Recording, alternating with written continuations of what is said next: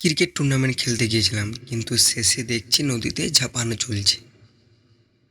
জীবনটা যে কিভাবে ঘুরে যায়। খেলা জিতলাম না হারলাম সেটা বড় কথা নয়, এই নদীর আনন্দটাই আজকের পুরস্কার। কিন্তু সকালটা এতটা শান্ত ছিল না। দিনটা শুরু হয়েছিল একটু অন্যভাবে। সবাই বেরিয়ে গেলাম ক্রিকেট টুর্নামেন্ট খেলতে যাওয়ার জন্য। সেখানে একটা বড় ব্রিজ পার হলাম, মুখে গম্ভীর ভাব, ভিতরে ভিতরে উত্তেজনা। মাঠে পৌঁছে আসল খেলা, চারপাশে চিৎকার, হাততালি।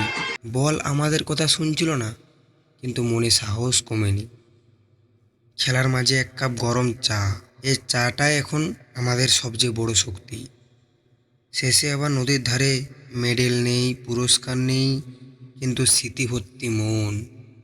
ব্লগ ভালো লাগলে ফলো করে, সাবস্ক্রাইব করে একটু ভালোবাসা দিও। দেখা হচ্ছে নেক্সট ব্লগ।